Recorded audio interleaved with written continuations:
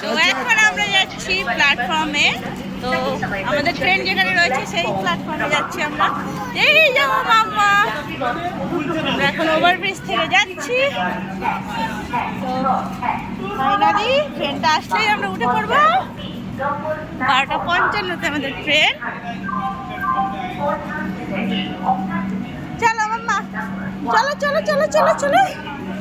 এই যে আমার মাম্মা, আমার বাবা। এই যে আমাদের সমস্ত যাত্রীগণ।